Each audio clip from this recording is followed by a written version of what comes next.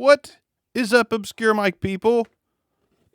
SE sent over the Dynacaster. They sent it over a while ago. I just haven't had, time is of the essence sometimes. $289 SE Dynacaster.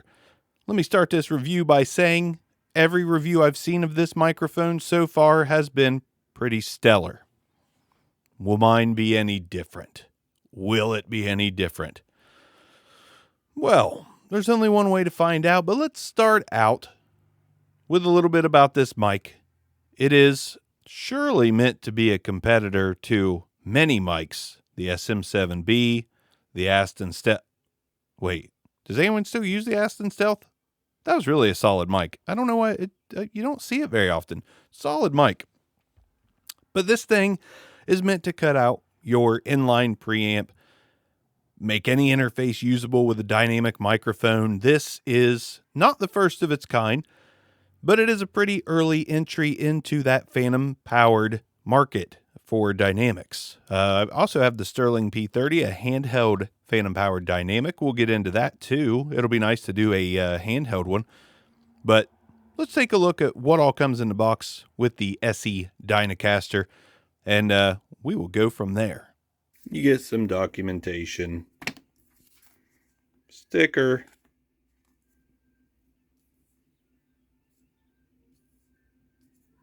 good sticker. Stickers are good. Oh, good sticker. Get the microphone, of course, and a big old windscreen. High quality windscreen, if I do say so myself. You know when it's got that sparkle, that it's high quality.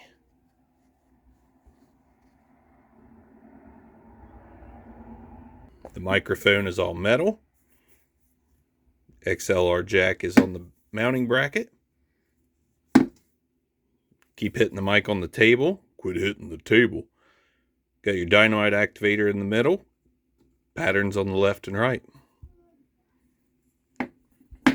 Comes apart really nicely. You got the capsule.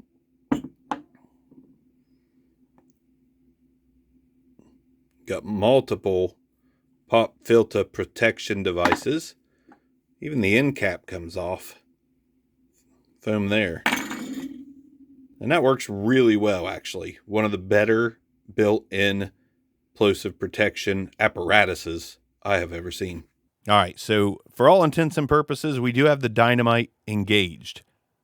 If you're not going to engage the dynamite and use the 48 volts of phantom power, unless you're going mobile with a Tascam DR-10X like I have with this microphone, coming soon, like real soon, then there's not a lot of point in paying $289 for it. So we're going to do this whole thing with the inline preamp engaged. So right now, flat mode. I don't know if you can see that well, but we've got a lot of different switches on the back here. The middle one is the preamp, and then we have filters on the left and right. We've got high cuts, we've got low cuts, we've got pretty much everything. Something I didn't touch on a whole lot in the little view this thing video was the mount, the way it brackets, tightens, all that good stuff. I'm just terrible with words today. But, it's very much like a drum mic mount, and it's got this nice tightening knob. It's, I like it. I like this style. You got lots of range of motion here with the microphone. There's just there's a lot of things you can do. I like the fact that the 3 or 4 stage pop filter unscrews all the way, and you can put the capsule up against a guitar cab. Not that I will. My guitar playing skills suck.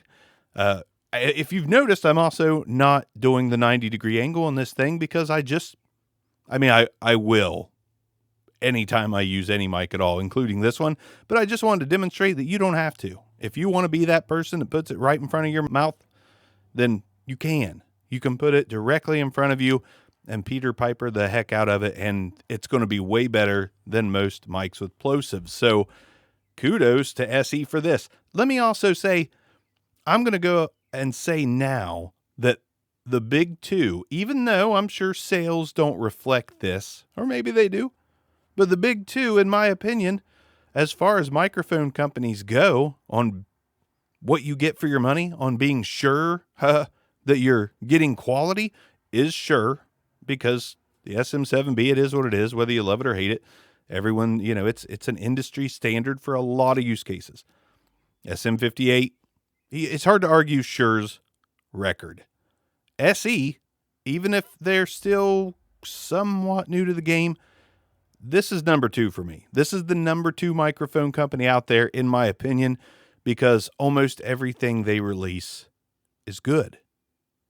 Or at least nothing bad that I know of.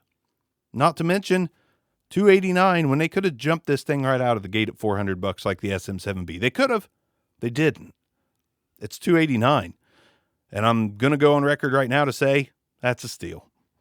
Normally I don't say that about a dynamic microphone, but this is a steal. Again, Behringer, where is an XM8500 capsule and a broadcast body with a bunch of filters and switches? We want it. We all want it. We all want to see how it stacks up. Throw that out there for, you know, $100, $129. We'll eat it up. We'll buy it. We'll let you know what we think about it. SE, I haven't even done all the testing, and I'm going to say great job on this. It is heavy. It is robust. The metal is quality. It looks great. I love the red and black. It looks great. It seriously just looks and feels wonderful. Now, before I get to all the tests, I'm going to knock out a new test real quick. And you'll probably see a lot of these in the future. Not the same one, but variations of this new test or variations of tests along this line. But the windscreen, which I've already tossed aside somewhere, let's test that out. Let's see if the windscreen actually takes the wind out. And maybe something else gets the wind taken out. I don't know. What does the windscreen, is it effective? Let's find out. All right, so the true test of the Dynacaster from SE is, does the windscreen work? And there's really only one way to find out, and that's to run through the wind. Let's do it. Da da da da. Da, da, da, da, da. I don't want to go through that. Okay. Da, da, da, da, da, da, da, da, da, da, da, da, da, da, da, da, da, da, da. That took me way too long at 40 years old to do. Da, da, da, da, da, da, da, da, da, da, da, da, da, da, da. Wind test slide edition. Take the wind.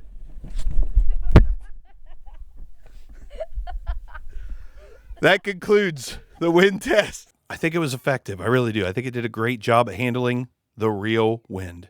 Let's go ahead, do the plosives again, do the tests. I've already, I've melted and gushed over this thing enough. That's what she said. Peter Piper picked a peck of pickle pineapple pizza. Peter Piper picked a peck of pickle pineapple pizza. That's stellar plosive rejection. Stellar. When you get right on top of the SE Dynacaster, this is what it sounds like when you're right on top of the SE Dynacaster.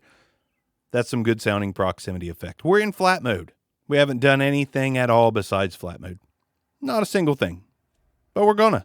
So let's go through the filters. After we do off-axis rejection, of course, we're going to go 90 degrees on the microphone. Probably a true 90. 180 degrees. 90. Back around to the front of the microphone. Let's enable some switches. I've got this thing upside down, so that's going to be difficult, but let's just fix that. Let's first go with first switch in the up position. Looks to be a high cut or a low end boost, as you would call it. So this is the first switch in the up position. Add a little more warmth to this microphone. I love filter switches on a dynamic. I love it. Palette cleanser, back to flat mode. Now we've got the first switch in the down position. Very low, small, low cut filter. There's that. Now on to the second set of switches all the way over. Remember, the phantom power enable is in the middle. This is the next one. This is a presence boost. This is the first notch up because the flat on this other side is at the bottom. So we went one click up on the right side of the filters, and this is a slight presence boost. Back to flat mode for a palette cleanse, and onto the last switch on the right side. Now we're on the last switch on the right side. This is a more presence boost. So this is going to be your biggest clarity champion or biggest grainy top end if you consider it grainy. I still think it sounds pretty good. I think every filter sounds pretty solid. Nothing is offensive. I think it's all fairly good. Fairly good indeed. But, of course, I like my flat and low end a little bit more than others. But with this presence boost engaged, let's throw on the low end boost with it to see what it sounds like. So now we've got every single switch in their utmost position, and this is low and high at their lowest and highest. Should be very V-shaped. What do you think? Let's go ahead while we have the highest of high passes on and go to the low cut on the first row of switches, because why not? All right, we've got the big presence boost and we've cut out some extra low end. So it's getting thin. It is getting thin. Let's go ahead and keep it in the first switch all the way down, the first low cut. And I know that's getting confusing, and let's take the switches to the right, the second set of switches, and move that to the middle position. So we got the first low cut with a slight presence boost, not the full presence boost, but we've got the switches bottom, phantom power's on, bottom, top, phantom power, and then middle. So here we go again. Back to flat because it's just getting too crazy. It's just getting too crazy. But a litany of filters, switches, all that good stuff. And this is the SE Dynacaster, man. I think this thing is stellar, exceptional. Pretty sure I'd want it over an SM7B. Let's see what the flat mode of the SM7B sounds like with the flat mode of the SE. Little comparison real quick. Okay, so now we've got the SM7B completely flat, right? I think so. Yes, completely flat. And for comparison's sake, even though, I'm not going to go long here, let's add the low end boost on the SE Dynacaster right after this, switching from this to that with low boost, and see if they're closer or similar or what you think. Now we're back to the SE Dynacaster. I've got the low boost enabled, so it should be a little closer to this, at least as far as like lowest versus low, darkest versus dark, but I do like this thing a lot with the low end on because there's still clarity there. It's very broadcasty. I dig it. Let's go back to flat. All right, we are in flat mode, and we are going to retire this video. SE, thanks for sending this over. I am more than impressed. Honest to God, I think at $289 versus $400 with the filter switches. I know this has a presence boost and all that good stuff, but I like a dark sound, but I also like more clarity too. Again, I know you can get more clarity out of the SM7B, but I'm just going to say something controversial. This is a little boring to me. It's a little boring. It's good. It's a great mic. Don't get me wrong. I think it's a little boring. This is a little more exciting to me. A little more exciting. $400, and you need a really good preamp to drive it. $289, and you don't, because it's got a built-in dynamite. I don't know how you wouldn't opt to save $100+. Not to mention more than 110, and then what $6, $7 more on taxes or whatever. You're saving quite a bit of money by going with this instead of the SM7B. Don't get me wrong, SM7B is a great mic. I don't love it. I do love this. I love this a lot. This is a fantastic dynamic microphone. I think it might be the one that everything should be tested against, especially in its price range at least. But link in the description if you want to go out and grab this thing. I highly suggest having this in your arsenal. Great mic. SE, thanks for sending it over. This is one of the best dynamic mics I've reviewed, maybe ever. It might be the best dynamic microphone this and the Bear Dynamic M99, it don't get much better than those, in my opinion. Obscure mics. Peace out.